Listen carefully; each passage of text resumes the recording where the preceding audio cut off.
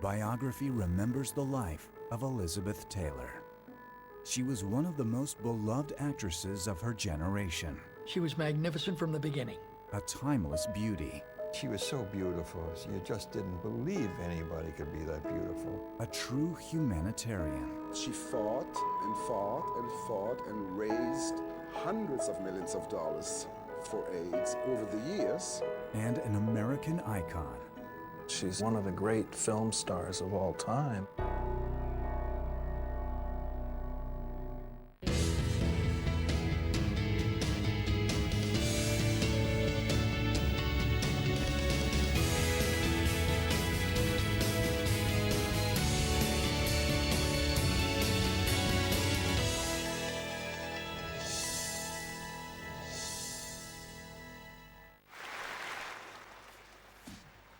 I stand here tonight for every person who ever admired Elizabeth Taylor.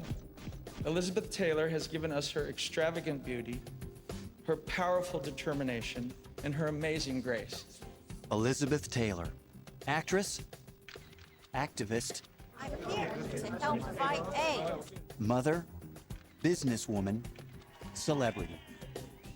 Half a century after she first became a star, her every move still seizes headlines, often pushing Hollywood's hottest faces off the covers of magazines and tabloids.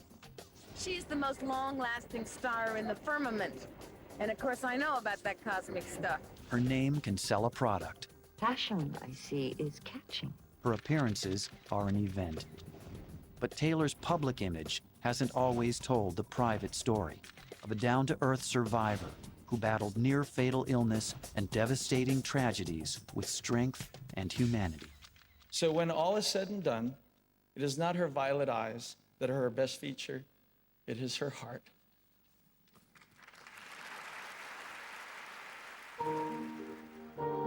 Elizabeth Roseman Taylor's life was charged with drama from the day of her birth in a suburb of London on February 27, 1932. It wasn't an easy birth. For 10 days, Elizabeth didn't open her eyes. And then suddenly snapped them open, and the mother saw what was to be one of Elizabeth's great, beautiful features, her violet eyes. Although born in Britain, Elizabeth and her older brother Howard were the children of American Midwesterners who left the U.S. for the excitement of London. Francis Taylor ran a successful art gallery. His wife Sarah was an ex-stage actress whose moment of celebrity in the Broadway play The Fool left her addicted to the adrenaline rush of drama. It was a passion she encouraged in her daughter during Elizabeth's carefree English childhood. It was an idyllic childhood. It was like being in the country, although you were in the heart of London. And then we had a country home. I had chickens, and I had my pony. I loved anything that walked, crawled. Elizabeth adored animals. She relished their spontaneous, unconditional love, and her strong will found an exciting challenge in horse riding. I rode bareback. That was my favorite. And I was thrown off my horse, my pony, into a patch of stinging nettles. Man, did that smart. And she got right back on the pony again, which is a self-portrait of Elizabeth Taylor. Despite Elizabeth's rough and tumble attitude, her ambitious mother was determined to mold her into a refined young lady. Sarah guided her daughter through deportment classes and dance lessons, confident that someday Elizabeth would marry a titled husband. Her mother was very conscious of class, of socially aspiring, getting from one class to another, particularly for Elizabeth. But Sarah's plan was shattered in 1939 as air raid sirens across England signaled the approach of war. That spring, Elizabeth and her family bid tearful farewells to her birthplace, and during their return to America, Sarah shaped a new vision of her daughter's future. My father's a captain, Captain Crew. I'm Sarah. Aboard ship, mother and daughter saw their first film together, My daddy is a good soldier. The Little Princess, starring Shirley Temple. Isn't he the most wonderful man in all the world? Sarah Taylor, who'd never forgotten her own ambitions as an actress, was excited by a new plan of how to make her daughter a success. Sarah began to replace the idea of making a good marriage for Elizabeth in English society with the hope of getting a good job for Elizabeth in the film industry. Elizabeth always obeyed her mother. Her mother wanted to, therefore Elizabeth said, "I will be an actress." The 7-year-old was dazzled by the contrast between war-torn Britain and sunny Beverly Hills, where Taylor's father launched another successful art gallery. Sarah met gossip queen Hedda Hopper, and by 1940, the chairman of Universal Pictures, Cheever Cowden, who saw screen promise in Elizabeth's unusual beauty.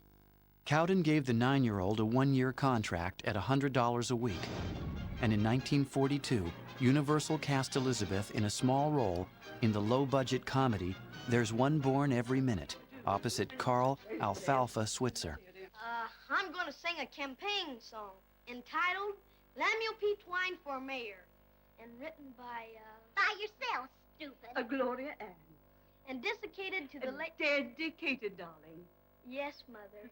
Dedicated to the ladies of the Pawhuska County Hysterical Society. Historical.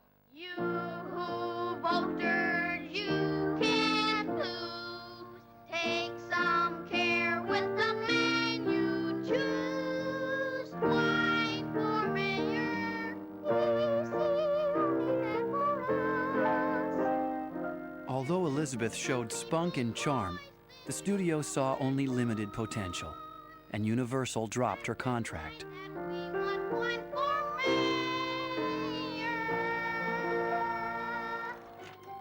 But the family's disappointment turned to hope weeks later when Elizabeth's father met producer Sam Marks. Marks was hunting for a child actress to appear in the film Lassie Come Home. It was already shooting at the most successful and mythic movie studio of the day, MGM. I did a test after hours, and I had to do my first acting with a mop that was supposed to be Lassie. Elizabeth won the part at the salary of $100 a week, $150 less than her canine co-star. The boy's family was poor. So poor they had to sell Lassie, and she was shipped hundreds of miles away. Then one day she ran away. She was going home. Lassie Come Home featured a sensitive teenager who'd also escaped war-torn Britain, Roddy McDowell. He became one of Elizabeth's dearest friends. Elizabeth had a happy time at the studio because Roddy was wonderful. They were about the same age, and he was sort of like another brother to Elizabeth, and someone always to confide in and tell her problems to. I hope you won't worry too much about Lassie. I'll take care of her. Really, I will. I'll take care of her for you. So you won't have to worry any at all. Come along, Joe, lad. Thank you. Thank you very much. Poor Lassie.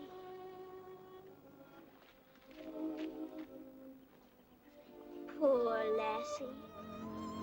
Poor girl. Taylor's stunning looks and instinctive acting gifts also caught the eye of MGM chief, the most powerful and feared executive in Hollywood.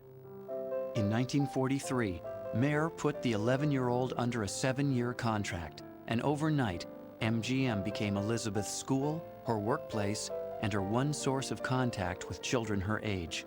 Here was a little girl who was very nice and not at all pretentious. She wasn't snooty, or she would jump rope with me and play with me. She always came on the set with 2 or 3 dogs or a squirrel in a cage that they had to put off the set because it was making noise all the time. Helen, where does that road go? I told you before, to Bradford. But after Bradford, Derby, I suppose, Nottingham, and then London. Elizabeth's compassionate nature was put to good use when MGM loaned her to 20th Century Fox for its forthcoming adaptation of Jane Eyre. Taylor was cast as Helen, an abused and dying orphan who becomes the title character's closest friend. Helen? Oh, I'm so glad. I heard Dr. Rivers say. I was afraid. I'm not afraid, Jane. Helen? down and cover yourself up.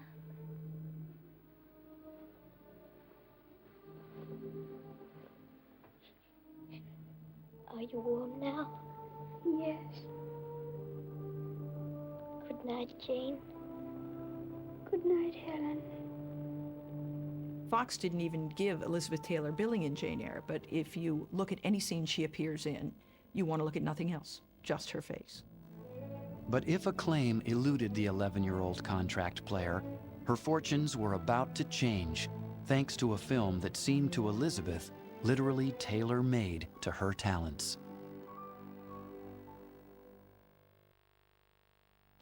National Velvet, a great story. As a highly successful Book of the Month Club selection, this fine, spirited drama, with its very unusual title, thrilled thousands of readers. By 1943, Elizabeth Taylor was determined to capture the most coveted part for a young actress at MGM, the starring role in National Velvet. Her affinity for animals, especially horses, made her identify strongly with the character of Velvet Brown, a British teen who disguises herself as a boy to win the Grand National Steeplechase. 30 jumps, the hardest course in the world. The National, the greatest race on earth. At first, MGM thought the 11-year-old was too young, but the insistent actress embarked on a round-the-clock campaign until the studio said yes. Metro-Goldwyn-Mayer now presents this most human story of a boy, a girl, and a horse in all the warm tenderness of its modest, unpretentious sincerity. I'd sooner have that horse happy than go to heaven. She was magnificent from the beginning. I remember all the scenes with her. They were great. She was marvelous in them, and she would. It would only take us 1 or 2 takes. Mart's like riding a fairy horse. Who knows what you want before you know yourself? When he takes a jump, he kind of gives a second hitch and tucks his feet up under him, so he's only a body without legs. You just have to sit on him. Wait till you see. I see that the horse is tired and his coat's shiny from sweat and he needs water. You probably had him over 6 counties since morning. Your pa wants you home for lunch. Watch. Doing National Velvet was my life. Velvet, go! I chose the horse, which was in real life, a total renegade. And I tamed him, and at the end of the film, because nobody else could ride him. Elizabeth was even unfazed when she fell from the horse and suffered a spinal injury. Taylor tried her best to ignore the painful accident. Sarah influenced her daughter's work by standing off camera and giving Elizabeth hand signals to guide her performance. Elizabeth as a child had always been very obedient to her mother, and she carried over that sort of peremptory obedience into her role in the film. She showed all the obsessiveness, all the hysteria of someone who has to win the race in order to please her mother. Were we the best in the world, Mother? Yes, dear. The best in the world. Released in 1944, National Velvet was a blockbuster, and America fell in love with its radiant star. She made little girls confident. When little girls looked at her, they saw the possibility of having a grown-up command of life, looking like you can really win. Louis B. Mayer put the full force of MGM's publicity machine into grooming Elizabeth for stardom. He tripled her salary to $300 a week and had her shuttled non-stop from photo shoots to interviews. The 13-year-old even became a popular young author with a book she co-wrote about her favorite chipmunk, Nibbles. She was chaperoned, she was led around, instructed, told how to be, scrutinized. She always had to be on her best behavior. The attention can get pretty oppressive. When you live in such a fishbowl, there is great pressure. Still closely monitored by her parents and MGM, the pampered young actress was insulated from most children her age. She never had a real growing up. She never was invited to a basketball game. She never went to a football game. She never had any socializing experience. And she just simply felt alone. She was alone and lost most of her childhood. I dominated by my family. Then when the studio started trying to do the same thing, I rebelled. Taylor even defied Louis B. Mayer when her mother confronted MGM's imposing chief to cast Elizabeth in better roles. He said, "Are you trying to teach me how to run my effing studio?" The foam started forming around the edges of his mouth, and he used words I promise you up until then I had never heard. It's since become one of my favorite parts of my vocabulary. I said, "Mr. Mayor, unless you apologize to my mother right now, I am leaving your office and I am never going to come back in, because I would love to go to school, to proms, to basketball games, football games. I don't give a damn whether I ever act another day in my life." And I learned a rather cynical lesson, because I didn't get fired the next day. And I realized that I must have some kind of intrinsic monetary value to them. Otherwise, I would have been out on my fanny. The backlot beauty asserted herself in other ways. The 14-year-old shapely figure matched her stunning features. She loved wearing makeup, jewelry, and waist-cinching dresses to accentuate her allure. At first, I found it very hard to accept compliments, and I didn't believe them. And my mother taught me from the very beginning, it isn't what you look like on the outside, it's what comes out of you that determines whether you're pretty or not. Taylor's charms were put to good use in the 1947 comedy Life with Father. It co-starred William Powell, Irene Dunn, and Jimmy Lydon. Do you ever play duets? Well, I haven't up to now. Neither have I. Up to now. She was just about to be a full-blown woman at that age, and she was so beautiful. You just didn't believe anybody could be that beautiful. Everything was there. I was hoping we could have a few minutes together before you left. You can't see it when you're playing the scene with her, but it's there on the screen, that marvelous technique of hands, eyes, voice, movement. There's an aura there. I'll show you how much I like you. Get up, get up! Oh, Mary, don't do that. Please don't do that. No, you're just a bold and forward girl. Oh, no, it's not that. Well, is it because it's Sunday? No, it'd be the same any day. Oh, Mary.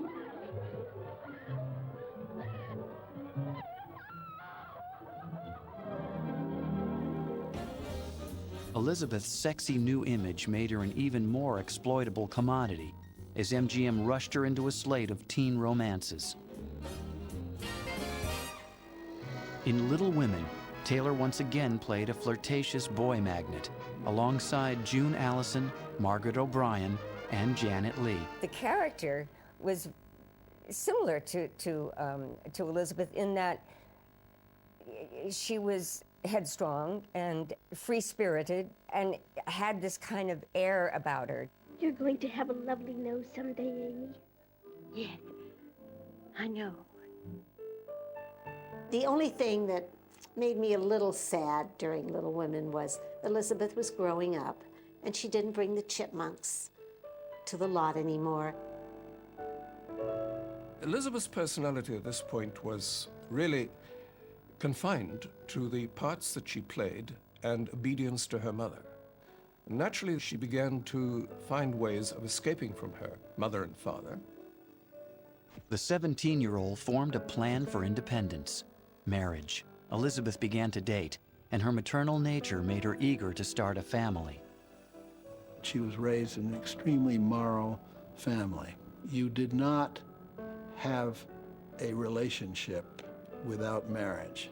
Those yearnings increased when she was loaned to Paramount to star in a big-budget romantic drama, A Place in the Sun, directed by George Stevens. This is the unforgettable story of a boy from nowhere, fighting desperately for his place in the sun. The part of Angela Vickers in that film was really the American dream. Elizabeth was the perfect embodiment of that. Montgomery Clift, dazzled by the radiant beauty of Elizabeth Taylor, a girl so far above him she seemed like a goddess, but only too human when he held her in his arms. We'll think of something somehow, whatever way we can. We'll have such wonderful times together, just the two of us. Co-star Montgomery Clift was one of Hollywood's hottest actors, but he was emotionally tortured, and like Elizabeth, contemptuous of Hollywood phoniness. The two bonded instantly. Elizabeth's heart always went out to people who were vulnerable in some way. Montgomery Clift was a rather insecure young man. He was gay. And Elizabeth's relations with him were very much those that she showed in the part she played in the film. She was maternal, she was loving, she took charge of Montgomery Clift. I was agog. This genius young actor. And for the first time, I took acting seriously and realized it wasn't a game. It was a craft. There's a startling moment in the film where you see them fall in love, and she says to him, "Come to Mama." You know, and the idea of a 17-year-old girl saying that and it being so true was really, I think, one of the remarkable moments in film. A Place in the Sun would transform Taylor's image from a teenage star to that of a desirable woman. But Elizabeth's unrequited crush on Montgomery Clift left her aching even more for a deep connection with a man who would carry her into the world of adulthood and sexuality.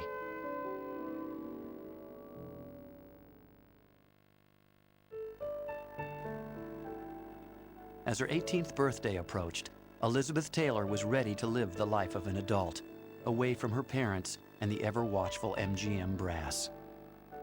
Elizabeth was a born romantic. She was the kind of girl who would look out of the castle window and wonder when her prince would come riding over the hills. And along came Nicky Hilton, who was raised somewhat the same way. I mean, he grew up in that Hilton family with a powerful father, and I suspect like two lost souls. 23-year-old Conrad Hilton Jr. was the high-living heir to his father's hotel empire. To Elizabeth, he was Prince Charming, and she ignored friends' warnings about Hilton's rumored temper and womanizing. Taylor's fantasies were also fueled by the MGM comedy Father of the Bride. Elizabeth was cast as the soon-to-wed daughter of a put-upon patriarch played by Spencer Tracy. The actress's movie wedding heightened her real-life ambitions, and in 1950, Elizabeth said yes when Nicky Hilton proposed after 4 months of dating. I think the marriage was like diving into the pool of... It kind of opened the door. Wedding bells for the most beautiful teenager in the world. Excited fans see 18-year-old Elizabeth Taylor arrive at the Beverly Hills Church of the Good Shepherd to marry Conrad Hilton Jr., heir to a fabulous hotel empire. It was perhaps the most sumptuous wedding that has ever been staged in Hollywood. Every star under the sun was invited. Everybody was there, Clark Gable, Lana Turner, Spencer Tracy. I was thrilled to have been invited. And she just looked so beautiful. I never saw such a beautiful bride. It was, she was just breathtaking. In New York, another bride and groom on a pretty extended honeymoon. Conrad Hilton Jr. and Elizabeth Taylor sail on the Queen Mary for 3 months in Europe. But Elizabeth's fairy tale wedding quickly twisted into her worst nightmare. As their honeymoon began, Hilton grew bored with his sexually inexperienced bride. Within days, he deserted her for gambling casinos. Nick Hilton was brutal. He drank a lot, he had a bad temper. In fact, Elizabeth later said that he used physical force on her. The 18-year-old was too ashamed and embarrassed to share her misery with anyone. Her unhappiness grew when she was pushed by MGM to play an expectant newlywed in Father's Little Dividend, a sequel to Father of the Bride. It's this young doctor of hers. I've always said she should have gone to our family doctor. We wanted her to go to our doctor, too. There's nothing the matter with my doctor. He's fine. He's wonderful. He told me not to pay any attention to... Nobody seems to realize this is my baby. Mine and Buckley's. You seem to think, well, the way you talk... Well, I'll have you know this. I'm going to have my baby the way I want to. By the time production finished, Taylor's marriage was over. The shattered 18-year-old filed for divorce 6 months after her wedding. She was in despair. She had tremendous self-doubts. You can imagine how she felt that here she had made this plunge into adulthood and it had turned into nothing but pain. And she was lost, felt lost. That summer, MGM shipped its rising star off to England to appear in the medieval epic Ivanhoe. But more exciting for Elizabeth than the film was another actor who was making a name for himself in Britain, 38-year-old Michael Wilding. Taylor was charmed by Wilding's sophistication and wit, especially after the crude violence of Nicky Hilton. He was incredibly nice. I mean, he was kind. When people say to me, what is charm? I say, go and watch Michael Wilding in a film. That's charm. The debonair actor was twice Taylor's age, but Elizabeth pursued Wilding with a passion that amused the laid-back Englishman. It was an amazing capacity she had. She was so lovely, so interesting, so compassionate, as though each man that she talked to was the only person on the planet. Elizabeth was ready to remarry and encouraged Wilding to propose. That February, the couple wed in London in a ceremony that once again became a media event. Elizabeth was rediscovering her self-confidence, and Wilding was happy to let his movie star wife take charge of their future. Taylor now earned nearly $5,000 a week. She convinced MGM to also put Michael under contract. And in January 1953, the 20-year-old achieved a lifelong dream when she became the mother of Michael Wilding Jr. Elizabeth always loved children. I mean, she was very good with children. And so I don't believe it changed her, but it broadened her. She's a very down-to-earth. Really, if ever the term Mother Earth should apply to anyone, it would be to her. Strange, because she is so glamorous. And on the other side of the polarity, a kind of caretaking housewife. She wouldn't get all dressed up. She likes to just slob around. Elizabeth finally felt like an adult, but her newfound stability was about to be shaken by a man who was unlike any she had ever met before.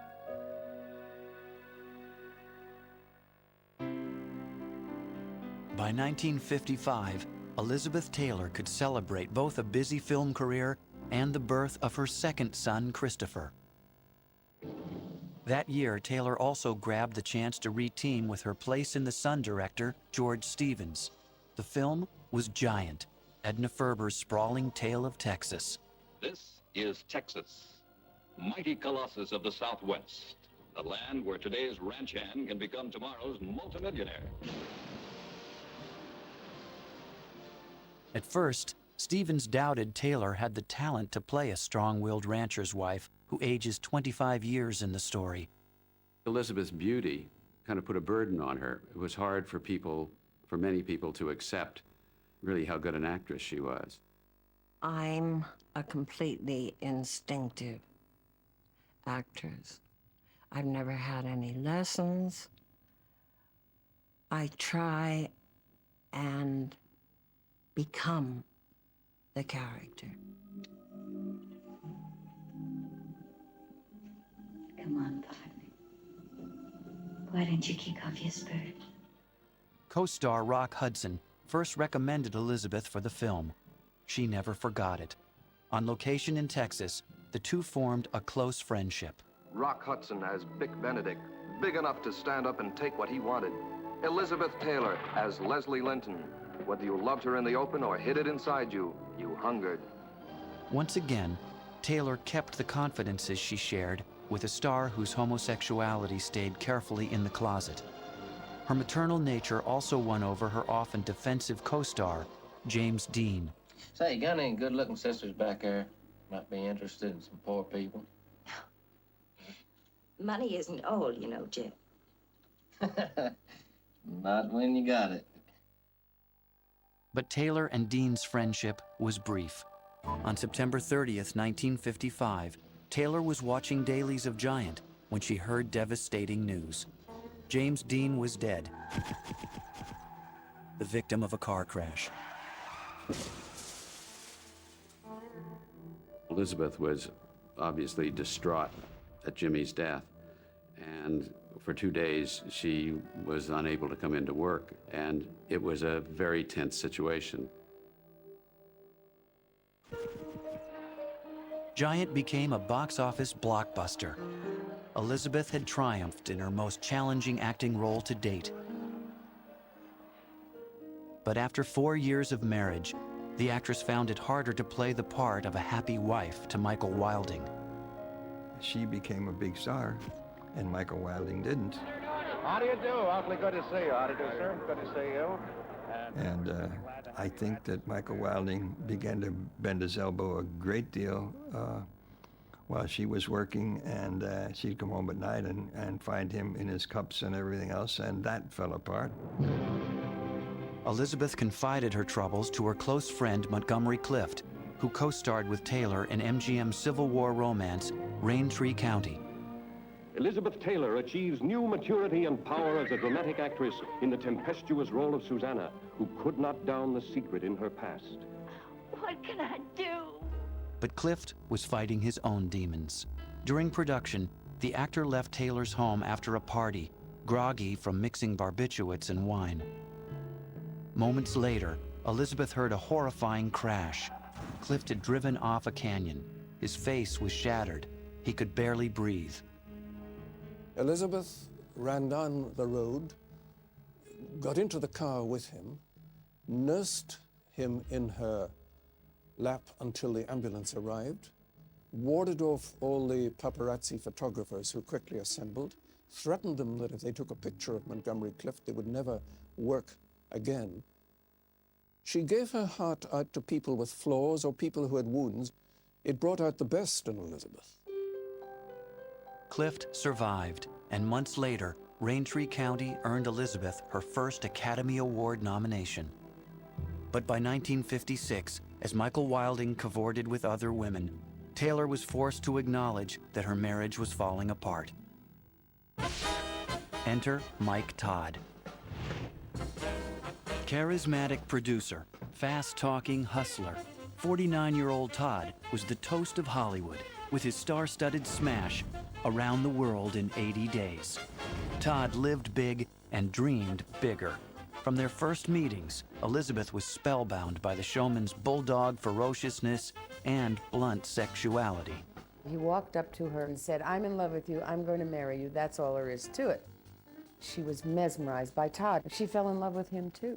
He was so flamboyant and his humor would match hers. Very bawdy, very bombastic, very funny. I considered them an ideal pair because they were equal in force of nature. I remember sitting in his office. He was courting her on the telephone. She was on the other end, and I could hear her demanding, cajoling, seducing, that if he wanted her, it would take a diamond and emerald pin. And I watched him melt. I watched him basically in his mind make out the check.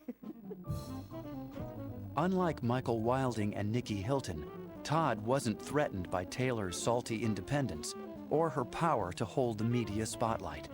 And in February 1957, 2 days after divorcing Michael Wilding, 25-year-old Elizabeth became Mrs. Mike Todd. The couple's good friends, singer Eddie Fisher and his movie star wife Debbie Reynolds, served as best man and matron of honor. She relaxed with Mike because he just laid the world out for her. He was, powerful and dynamic and I think Elizabeth really needed that. Mike Todd was a gambler, and he taught Elizabeth to take these risks, the gambling risks. He was also a big spender. He believed that you attracted attention by spending your money conspicuously. Elizabeth loved Todd's extravagant gifts, which included paintings, furs, and dazzling diamonds. Frank, there's been a lot of publicity about your public spat. I even heard something about a champagne bottle incident. Please tell me. That is the most filthy thing I've ever heard in my life. I usually don't get cross, but the person that wrote this story is a frustrated old biddy who takes her frustrations out on her typewriter, and to me it is such a sad commentary. And if anybody believes it, that's even sadder. I wish everybody could be as unhappy as we are. Then there'd be no wars, there'd be no problems.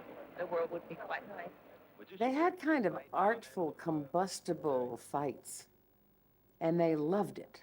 They were real good at it. Well, we're not introverts. If we have something to say, I say, hey, Liz. She hollers, hey, Mike. And if you make a Dreyfus case out of that, then it's too bad. And then they would make up. And it always ends up in lovemaking. It doesn't matter. I don't really care what anybody thinks anyway, because we know. And we'll know 20 years from now, 30 years from now, if we're still alive. With the birth of her third child, Liza, in 1957, Elizabeth Taylor's world seemed complete. She was being paid a then astounding salary of $125,000 per picture, and her happiness with Mike Todd was clear to anyone who saw the pair together. Shall I really answer? Well, I think he's the nicest person I've ever lived with. No, he's a wonderful man. He has everything that you could possibly want. He has a wonderful sense of humor. I don't want him to hear this, No. because his head is big enough to do this. Yes, it is. And he's very generous, and he's very sympathetic. But I think the most wonderful thing of all is that he's a marvelous cook. So that saves me from the kitchen. In 1958, Taylor eagerly started work on the adaptation of Tennessee Williams' sizzling play, Cat on a Hot Tin Roof, opposite Paul Newman. 2 weeks into filming, Mike Todd asked Elizabeth to fly with him for the weekend to New York, but his wife was fighting pneumonia and stayed behind. On March 22nd, Todd kissed Elizabeth goodbye and boarded his private plane, the Liz. The next morning, Taylor awoke to the worst day of her life. Todd's plane had plummeted into the mountains over New Mexico. His remains were burned beyond recognition. Her secretary and a very close friend walked into the room, and she knew what had happened, that he was dead. And she screamed, and she was just devastated, devastated. I heard it on the radio and went right over, and she was in bed, disbelieving, upset with God. She was destroyed. Couldn't move, couldn't get out of bed. Friends kept round-the-clock suicide watches on Elizabeth. But although Taylor was paralyzed by despair, she dragged herself back to MGM 3 weeks later to finish Cat on a Hot Tin Roof. She felt Mike Todd would want her to complete that film. Another reason which became evident was that she needed the money. Despite the enormous spending power of Mike Todd, he had very little savings. I feel all the time like a cat on a hot tin roof. Then jump off the roof, Maggie, jump off it. Elizabeth Taylor is Maggie the Cat, a girl too hungry for love to care how she goes about getting it. I don't mind making a fool of myself over you. Well, I mind. I feel embarrassed for you. Feel embarrassed. But I can't live on this way. Now, you agreed to accept that condition. I know I did, but I can't. Taylor's scorching performance earned the actress her second Oscar nomination. But Elizabeth was inconsolable, and the world mourned for the beautiful widow who had lost the love of her life. Love. That was Mike's legacy to me. To accept it with all my heart and graciousness, and to return it in kind. unconditionally. And I hope that's what I pass on to the ones I love. As Taylor clung to Mike's memory, she found consolation in the company of Todd's best friend, recording star Eddie Fisher, husband of Debbie Reynolds and the father of 2 young children. She was living with the ghost of Mike Todd, and the closest thing to him that she could find to keep that ghost alive was Eddie Fisher. Suddenly, friendship turned to passion, and Hollywood's rumor mill exploded when reporters caught Taylor and Fisher spending a weekend together in New York. Most stars would have cloaked the romance in deception, but Elizabeth refused to live a lie. Hedda Hopper reproached Elizabeth. She was then the leading gossip columnist in Hollywood. And Elizabeth's reply was brutal and frank. She said, "Mike is dead and I am alive. What do you expect me to do, sleep alone?" Taylor's scandalous romance ignited a media firestorm. Protesters picketed the couple at Fisher's concerts. Elizabeth suddenly found herself changing from being the widow whom everyone had sympathy for to being the marriage breaker whom everyone reviled. In 1959, the 27-year-old mother of 3 defied public opinion and took her 4th walk down the aisle. As a sign of devotion to Eddie Fisher, she also converted to Judaism. Hollywood was hungry to cash in on Elizabeth's new image in the press as an irresistible, raven-haired seductress. Taylor received $500,000 and her 3rd Oscar nomination for Suddenly Last Summer, a adaptation of a Tennessee Williams play. MGM shrewdly sold the film with an image of its gorgeous star in a bathing suit. It was a one-piece bathing suit made of something white. The water made it transparent. I told him I didn't want to swim in it, but he just grabbed me by the hand and dragged me into the water all the way, and I came out looking nude. For movie audiences, Taylor's image as a confident seductress even eclipsed the vulnerable sexuality of Marilyn Monroe at the box office. And Taylor took her status as Hollywood's hottest actress all the way to the bank. The phone rang and it was Walter Wanger asking her if she'd like to play Cleopatra. Well, I was in the bathtub. Eddie answered the phone, and I was getting so sick of it. I really didn't want it. It was terrible. And I said, yeah, tell him I'll do it for $1 million and 10% of the absolute gross, which was absurd, and I meant it to be absurd. And Eddie came back and said through the door, he said, okay, it's a deal. I just screamed and dove under the water, inhaling more water because I was laughing so hard. The Motion Picture Casting Achievement of the Year is about to become a recorded fact as producer Walter Wanger introduces Elizabeth Taylor to 20th Century Fox executive producer Buddy Adler. The first actress to break the $1 million barrier, Taylor was about to stand center stage in a real-life drama that would brand Elizabeth as the world's most infamous woman. What a role! And Liz is the gal to do it justice. Before Elizabeth Taylor could start, the 27-year-old had one last film to make at MGM. It would complete her contract with the studio that held her creatively captive for 18 years. Working for MGM, it was just pure slavery. If you turned down a script, they put you on suspension. It was slavery. MGM was eager to exploit Elizabeth's scandalous image by casting her in Butterfield 8, the racy tale of a doomed prostitute. But Taylor refused. She thought the part of Gloria Wanderess, a call girl in the film, was no better than a whore, a prostitute. And indeed, that's what the part was. You're all alike, aren't you? Play tough. I'm not like anyone. I'm me. When MGM's brass cast Eddie Fisher in a small role, Elizabeth grudgingly agreed to do the movie. Because I'm sick of opening that door every other day and finding you boozed up, burned out, and ugly. Why do you come here like this? Where have I always come, Steve? At least I can be honest with you. But during the tense production, Taylor grew impatient, both with MGM and her husband, as she realized that the man she married was no Mike Todd.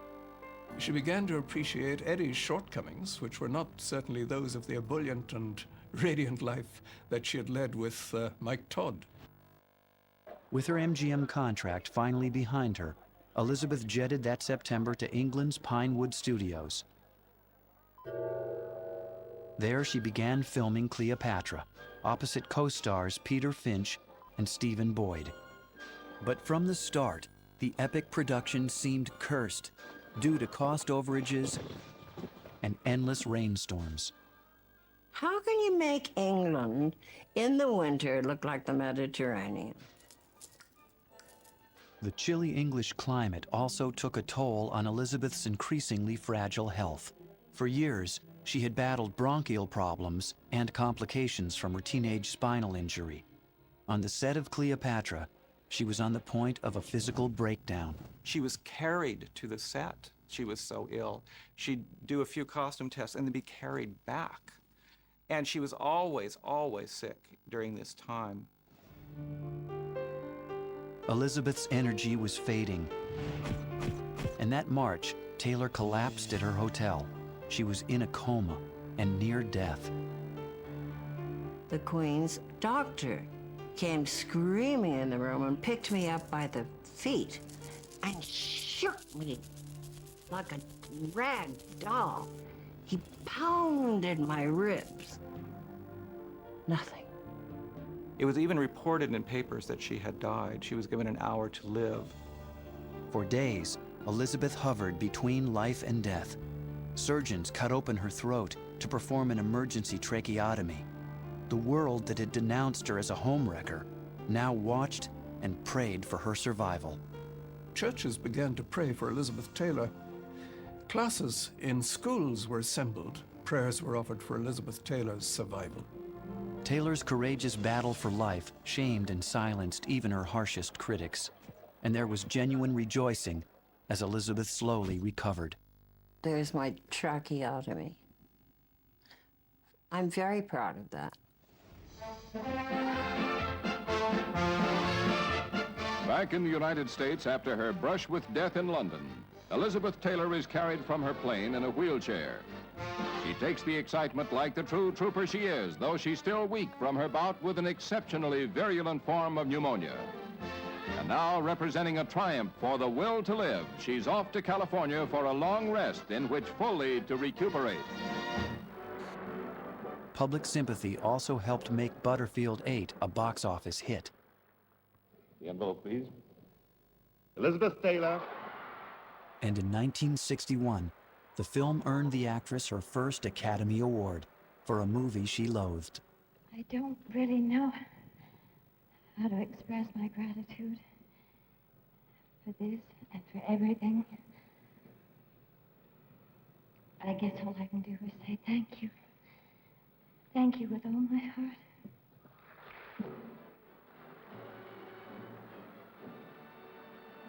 I think she said she got it for her tracheotomy. Hated the movie, hated her part, said so. Piece of crap movie. But thank you. 4, 5, 8. All right, camera. 7 months after her collapse, Taylor returned to Cleopatra. Production had moved from London to Rome, where it was hoped the warm climate might help the fragile star recover. Oscar-winning director Joseph L. Mankiewicz was now in charge of the project, and there were also cast changes.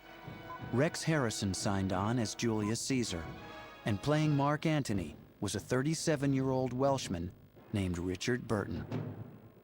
An acclaimed stage and screen performer, Burton was viewed by many as the heir apparent to Laurence Olivier. But the actor, married to actress Sybil Williams, was just as infamous for his heavy drinking and flagrant affairs. I had met him before, and he'd flirted like mad with me. And I said, I'm not going to be another notch on his belt. Little did I know. You will kneel. I will what? Your knees. Dare ask the proconsul of the Roman Empire? I asked it of Julius Caesar. I demand it of you. But on the set of Cleopatra, Taylor saw another side of her complex co-star. Burton arrived absolutely brutally hungover, and Elizabeth had to help him raise a cup of coffee to his lips. It brought out the mother in her. She found it endearing that here was this titanic actor, intellectual, a needy child. The thing that brought them together was the ribald humor that Richard Burton had. Dirty jokes that he could tell, which vastly engaged Elizabeth's sense of humor, because there was that side to her, too. For Taylor, Burton was a challenge and an irresistible temptation. Are you quite sure what it is you want? So desperately? I've always been sure. Within weeks, the pair had transferred their dangerous passion from cinematic make-believe into reality. I want to be free of you, of wanting you, of being afraid. Caesar. Elizabeth was in the makeup department. And no sooner did I sit in the makeup chair, and Richard came in, gave her a big old smooch, and sat in the chair next to me, and I saw all of this in the mirror, and I said, oh my God. Beginning with tonight, you must never envy Caesar or anyone, anything again. One of their first love scenes, it ended and Joe Mankiewicz said, cut. And he said, cut. And then he finally had to go, cut. You know, everybody knew by then what was going on. News of the affair quickly swept the globe, and Taylor's image transformed yet again, from heroic survivor to immoral adulteress. Taylor and Burton were the two most famous people in the world. Several congressmen wanted to take away her passport. The Pope actually verbally denounced their romance. The Vatican got into the act, saying that she was a bad influence on the world in general and that her children should be taken away from her. As critics attacked the couple, paparazzi jostled to snap pictures that were worth a fortune. This was the first tabloid film. Cleopatra had more headlines than the Cuban Missile Crisis. But perhaps no day of filming was more dramatic or rewarding for Elizabeth than Cleopatra's triumphant entry into Rome.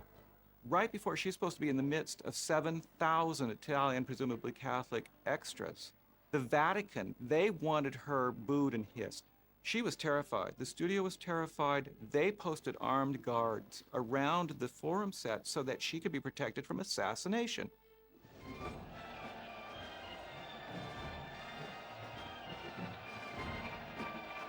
She got on top of this 30-foot sphinx, was drawn through the arch, and instead of yelling Cleopatra, Cleopatra like they were supposed to, they went wild and screamed, Liz! Liz! And just in this wave of love, demonstrated their support for her. That's when the sexual revolution of the 60s was truly born. Liz had conquered the Pope. As for Taylor's husband, the humiliated Eddie Fisher saw the writing on the wall. Dad advised Eddie to go back to New York. He said, Eddie's really out of his league here with this romance. I mean, these two people will eat him alive. They're so in love with each other. 2 years had passed since Cleopatra began production, and throughout 1962, filming continued to spiral out of control. Waste was tremendous, just simply tremendous. Everywhere you looked was waste. Do you know they had down $3 million miscellaneous, $5 million unaccountable? As costs climbed past $40 million, the future of Fox was now at stake.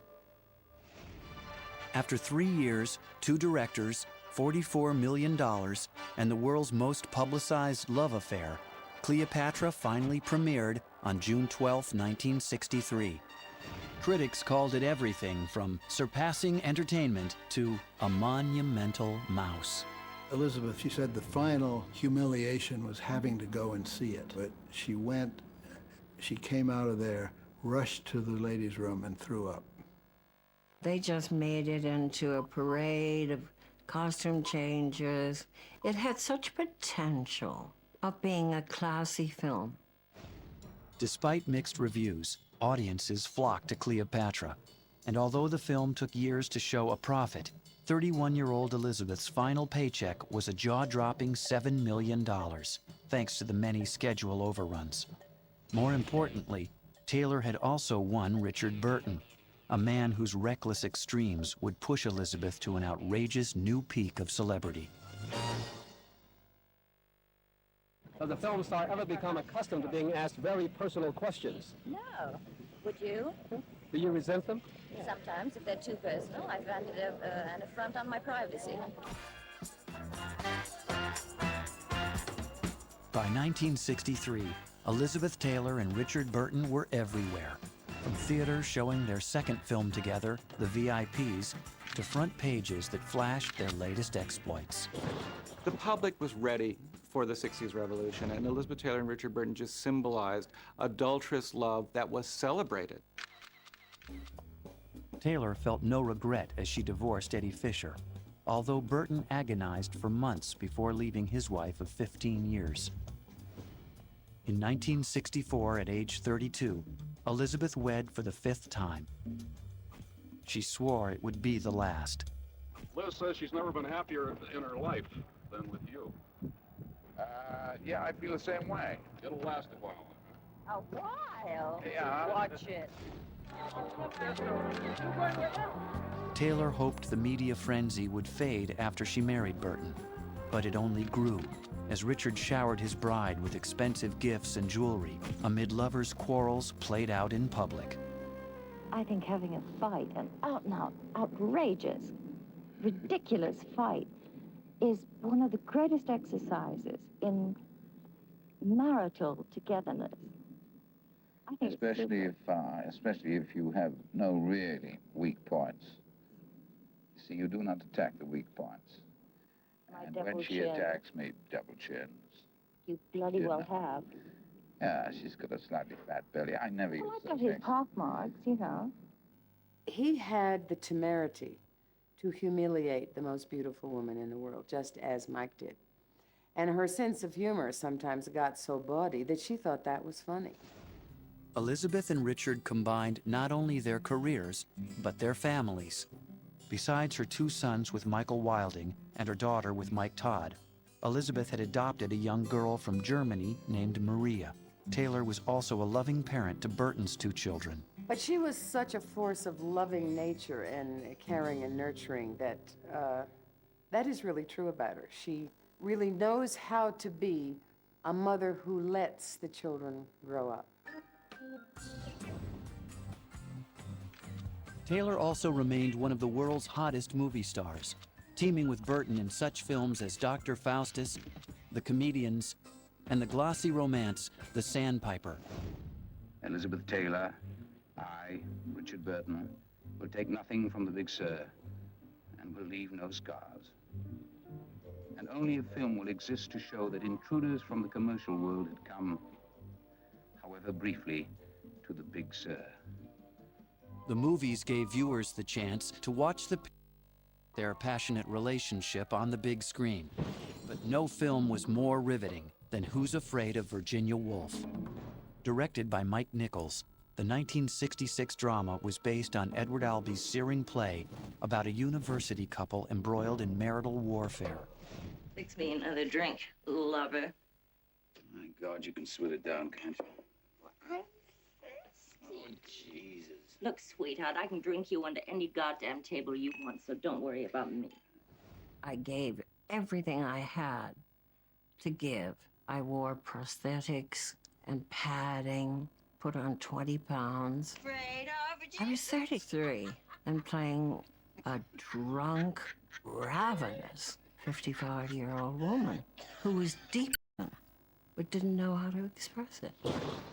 I'm not gonna give a damn what I do, and I'm gonna make the biggest goddamn explosion you've ever heard. You try and I'll beat you at your own game. Is that a threat, George, huh? That's a threat, Martha. You're gonna get it, baby. Be careful, Martha. I'll rip you to pieces. You're not man enough. You haven't the guts. I think that was my favorite role because I really had to get my finger up and act. Who's Afraid of Virginia Woolf was a critical and commercial triumph. Both Elizabeth and Richard earned Oscar nominations. And although Burton lost to Paul Scofield in A Man for All Seasons, Taylor was thrilled to accept her second Best Actress trophy, this time for a role she was truly proud of.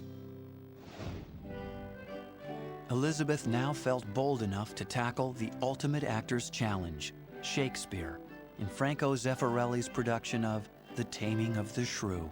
That was shattering because I'd never done Shakespeare before. And here's Muggins from Hollywood, you know, who had done Cleopatra, which was like a mockery to those people. I said, Richard, I'm scared witless. I said, I know nothing about it. You've got to help me, because I'm absolutely panic-struck. He said, listen, Mabel, you did all right in Virginia Woolf. You did all right in Quack, Quack, Quack. Just consider it exactly the same, and you do it on your own. And if it isn't your own, then it won't mean anything. Elizabeth brought a complete freshness and her own personality. Katharina the Shrew is a pretty lively lady, and as was Elizabeth, you know, very beautiful and with quite a mouth on her. There was only one line she asked me about, actually, in the entire play, and she had most of the lines. She said, how the hell does one say, whom dost thou lovest best? Without turning a toffee in your mouth. But by the late 1960s, no movie was more opulent or outrageous than Taylor and Burton's lifestyle. I think ever since I was released from MGM, my penal servitude, and was on my own and making my own deals, that I really started having fun.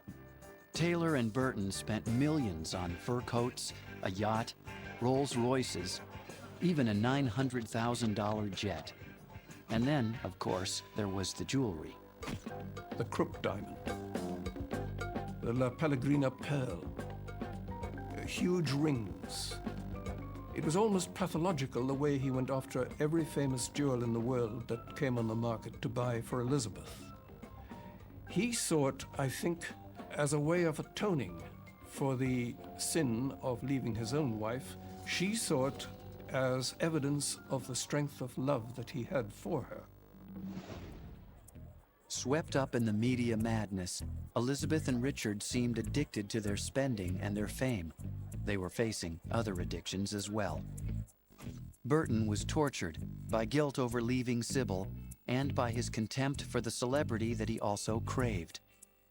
By 1968, he was drinking more heavily than ever, and so was his 36-year-old wife, despite her precarious health. Richard really had an alcoholic problem, and it fed into some weaknesses she had in that area. Elizabeth mirrored her husband's self-destructiveness. Her drinking increased, her weight fluctuated, and she was sluggish after daily injections of painkillers for her back. Meanwhile, her films, like Secret Ceremony and Boom, were failing at the box office, overshadowed by movies from more innovative filmmakers. The kind of films that Faye Dunaway and Warren Beatty and Hoffman and Pacino starred in were really offbeat films and new kinds of films, much more sexually explicit, with far more violence in them. The Burtons were beginning to feel a back number. For 38-year-old Elizabeth, the 1970s began with a thud, with the release of the romantic comedy The Only Game in Town, co-starring Warren Beatty. You always make jokes. Only when I'm nervous. What are you nervous about? I don't know how to get you from here to the bedroom. That is the lousiest approach I have ever heard. The movie was an expensive flop, and its failure foreshadowed Elizabeth's next 3 years, a time of failed films and bitter fights with Richard, who was caught having an affair with a co-star. Like a tigress, she was fighting for a marriage still. He could insult her in front of the crew, and she never cared. She would have given anything for that marriage to have worked. After co-starring with Richard in the TV movie Divorce His, Divorce Hers, the exhausted actress finally gave up. In 1974, Elizabeth was granted a divorce from her husband of a decade. It was a move she soon regretted, and within months the pair briefly reconciled. A new marriage ceremony took place rather exotically on a game reserve in South Africa, almost like a ceremony of innocence in which they pledged their truth to each other, like flower children. But Act Two of the Taylor-Burton show had a short and unpleasant run. Richard remained an abusive alcoholic. Each took up with other lovers. And in 1976, after 15 years of romance, anger, and passion, Elizabeth and Richard separated for the final time. I think it was one of the great love affairs between two remarkable individuals, both extraordinarily glamorous and genuine. It was the real thing. Elizabeth's second divorce from Richard Burton sent the actress reeling. She was now 44, and for the first time in her life, she was facing the future alone. Elizabeth Taylor found distraction from her second divorce from Richard Burton with a trip to Washington, D.C. The occasion was the 1976 celebration of America's bicentennial. While there, she met a handsome political insider named John Warner. If Central Casting had sent along a distinguished American, almost as handsome as a film star, to play opposite Elizabeth Taylor, it would have been John Warner. The former Secretary of the Navy was divorced and politically ambitious, with an eye on a Republican Senate seat. After years of high melodrama with Richard Burton, Elizabeth considered the 49-year-old gentleman farmer a pleasing change of pace. He had horses on his farm in Virginia, and you know how she feels about horses. I wanted to grow old with somebody on the farm and sit in front of the fireplace and read books. 6 months later, after a whirlwind courtship, Elizabeth embarked on her 7th marriage. Taylor was happy to put chaos and her acting career behind her for a calmer life in Virginia. In 1978, she assumed a new role as candidate's wife, actively supporting Warner's campaign for the U.S. Senate. And we look forward to the next 8 or 9 months. Say something? I beg your My pardon. husband. My husband is the candidate. I'm not. I'm the candidate's wife, and that's the role I plan on keeping. So I'm going back to my... Let me finish. With Taylor's help, Warner won the election, but the patrician corridors of power offered little welcome for the film star. And even her husband grew distant as he buried himself in his work. When politics came along, it was like the Senate became his wife. And I couldn't cope with that. Elizabeth soon felt isolated and alone in the Virginia farmhouse that she called domestic Siberia. She was unhappy, so she ate herself into a blimp. And, I mean, who wouldn't being married to a politician? The world's most beautiful woman was now the target of comedians' potshots and gossip. Fans were shocked by her tremendous weight gain. I knew I was plunging, and that the ultimate result would be death, and that I had to do something drastic to pull myself out. And I was drinking so much. So I thought, what is the most challenging thing I can think of doing? And I thought, Broadway. In 1981, the 49-year-old agreed to star in a Broadway revival of Lillian Hellman's drama, The Little Foxes. Taylor undertook a radical diet and exercise program, and by opening night, she had recaptured her classic beauty.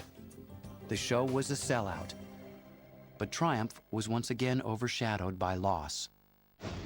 That December, after 5 years with John Warner, Elizabeth ended another unhappy marriage. Returning to Los Angeles, Elizabeth made headlines again when she was publicly linked with daytime drama heartthrob Anthony Geary.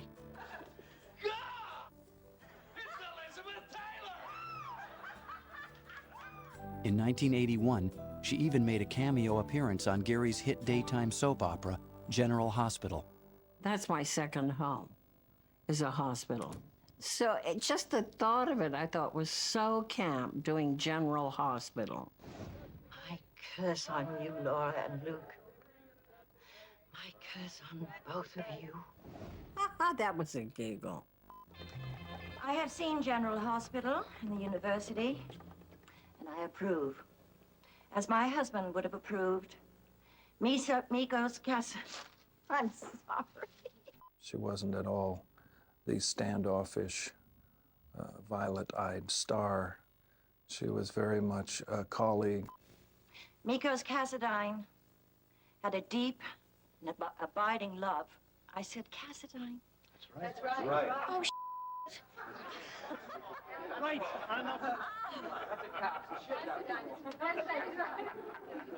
I said tartar. I'm sorry, folks. I'm not used to acting. The best part of spending time with Elizabeth was her humor and how hungry she was to experience regular, quote, regular life. She had been a star since she was 10 or something, and I remember one time she wanted to go play pinball machines on Santa Monica Pier because she'd never played one. It was kind of sad to me to realize that something as simple and as kind of silly as that was not available to her. But despite her return to acting and to life in California, Elizabeth was physically exhausted by chronic health problems, public responsibilities, and a grueling schedule. Once again, her life was approaching a crisis point. In 1983, Elizabeth Taylor delighted fans and the press by announcing that she and Richard Burton were back together. But this time, the reunion was strictly professional, as the pair agreed to co-star in the classic stage comedy Private Lives. The most thrilling, exciting that was ever born. Dearest God. Oh my God. Noel Coward's play about bickering lovers should have been perfect for the pair. But the 58-year-old Burton appeared haggard and weak, while Taylor was turning once again to alcohol and prescription drugs.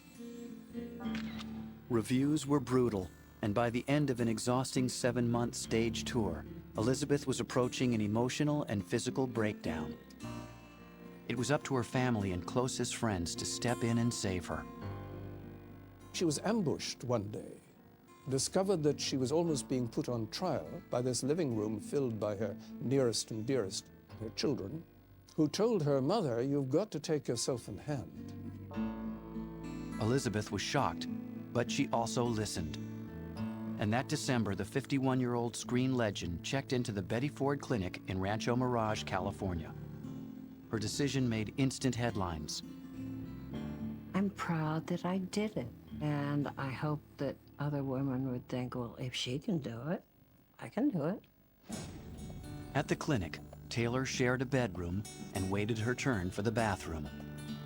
She emptied trash cans and swept her living space. But the tough program had an impact. Taylor used the time to examine her life, her addictions, and her choices. That August, Elizabeth's hard-won sobriety was put to the test when she was told that Richard Burton had died of a massive hemorrhage. He'll never leave me. In a way, I don't think our relationship ever ended. 2 months before he died, he said to his brother, "Oh, that bloody woman. I still love her, and I know one day I'm gonna end up marrying her again." We couldn't stay away from each other. Months later, Elizabeth received more devastating news. Her good friend, Rock Hudson, was dying of a mysterious illness called AIDS. Taylor was furious that little was being done to stop a disease that some were calling God's punishment of the gay community. AIDS knows no prejudice. It strikes men, women, children, and we must strike back. And with your help, we will, and we will win. Thank you. His death activated her into some kind of a movement, which then became a cause. Many of us have lost a dear friend to AIDS. Don't wait until someone you care for is touched by this horrifying illness. I went to a hospice outside Rome. It was all AIDS patients. And the society ladies of Rome couldn't walk their dogs near this building because they thought AIDS was airborne and that their dogs might catch it or they might catch it. The ignorance. And I went inside and I said, is there anything we can do for you? And one man said, to have someone put their arms around us. I could feel the tears stinging my eyes. And I kissed each and every one of them. Elizabeth became a warrior in the dawning battle against AIDS. In 1987, the 55-year-old founded AMFAR, the American Foundation for AIDS Research. It has raised over $64 million and continues to raise millions around the world. The actress also created the Elizabeth Taylor AIDS Foundation, and she has continued to cover all of its operating expenses. Every dollar of the millions raised has gone to provide services to AIDS victims and give preventative education to the public. A lot of people closed doors on her, but she fought and fought and fought and raised hundreds of millions of dollars for AIDS over the years. Acting is absolutely unimportant in my life. My life is totally AIDS. And I will do anything I can to help. Throughout the 1980s, Elizabeth balanced her overriding cause of AIDS fundraising with occasional acting roles in TV and film. She also launched a business. Passion, I see, is catching. After the success of her first perfume, Passion, Elizabeth Taylor's White Diamonds also became one of the top-selling fragrances in America. It remains one of the most popular scents in the country. The actress also made headlines with a string of high-profile beaus, including George Hamilton and millionaire Malcolm Forbes. But Taylor still fought agonizing health problems and took pills to fight excruciating pain in her spine. The 56-year-old was slipping back into dependency on prescription drugs. Taylor returned to the Betty Ford Clinic. She emerged not only healthier, but with a new boyfriend. Larry Fortensky was a 35-year-old construction worker who had gone to the clinic to fight his own battle with alcohol. He'd already been married twice. He was a handsome guy, a handsome hunk. But he had no interests that were in common with Elizabeth, except that they both had the common interest of getting off the bottle. Here he's squiring on Elizabeth Taylor, and I think he felt like he was run over by a truck because everybody came to see Elizabeth and how are you, dear, and we all love her and everything else, and he was just there. But Elizabeth and Larry stayed together, and in 1991, the 59-year-old spoke familiar wedding vows for the 8th time. The wedding to Larry Fortensky was at Michael Jackson's ranch. It was quite a media circus, that's for sure. During the ceremony, you couldn't even hear anything because the helicopters were flying just above, which was a nightmare. And then some guy jumped out of a helicopter in a parachute and landed in the middle of, right where the ceremony was. But at the end of it, it was a beautiful wedding.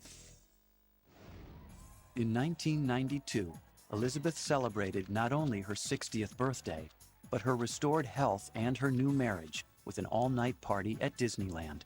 I'm 60 years old today, but I'm dedicating this celebration of life to the kid in me. Taylor was having fun, and her sense of playfulness came through in a cartoon cameo on the hip TV hit The Simpsons. I've got to fire that agent. A year later, Taylor returned to the big screen, playing Fred Flintstone's shrewish mother-in-law in The Flintstones. But the pendulum extremes that marked Elizabeth's life were about to swing again.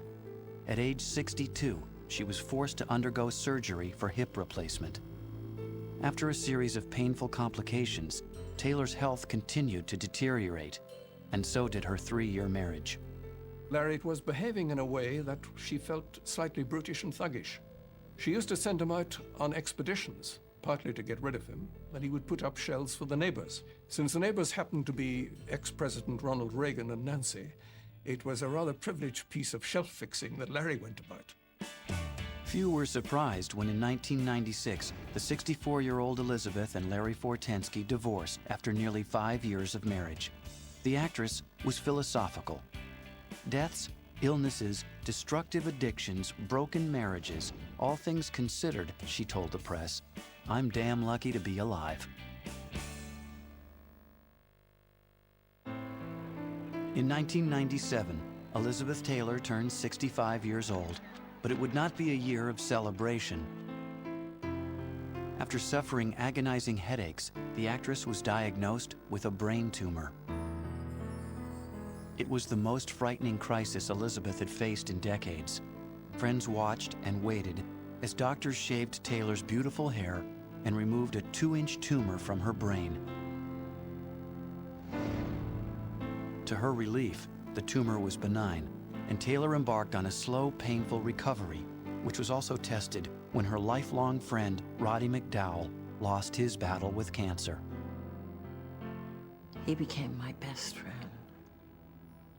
And of course, we had so much in common.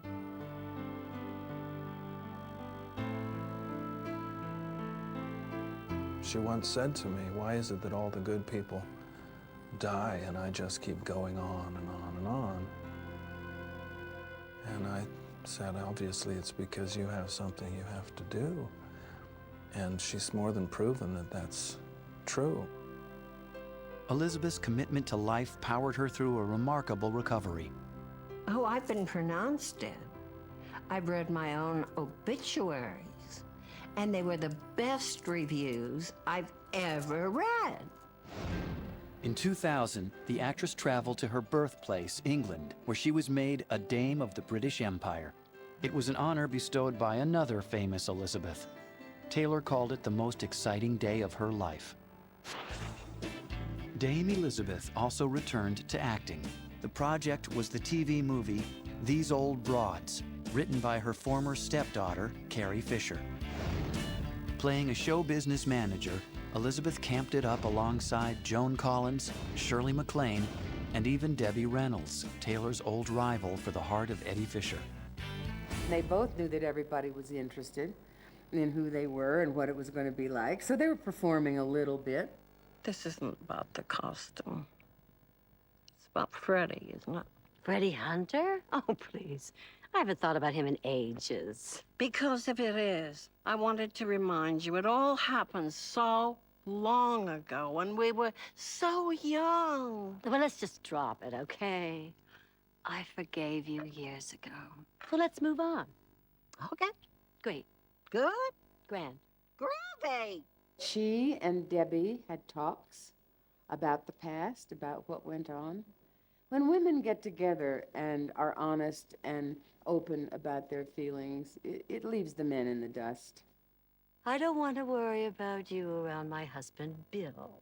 Please, I spend most of my time in bed. Well, from what I understand, you can do quite a lot of damage in bed. Huh?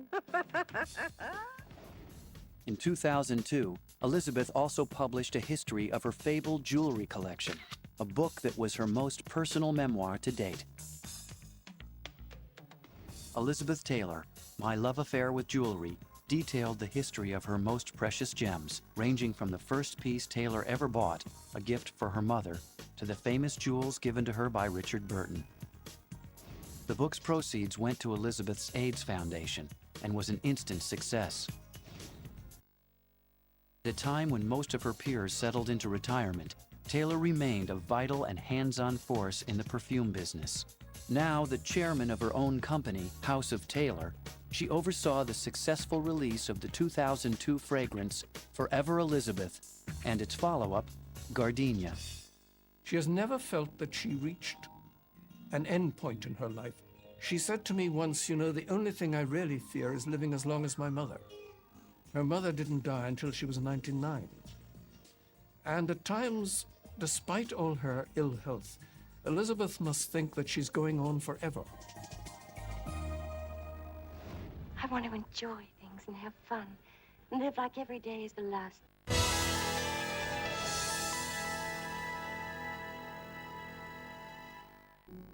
In May of 2003, 61 years after she first dazzled audiences as a child star, Elizabeth Taylor announced her retirement from acting.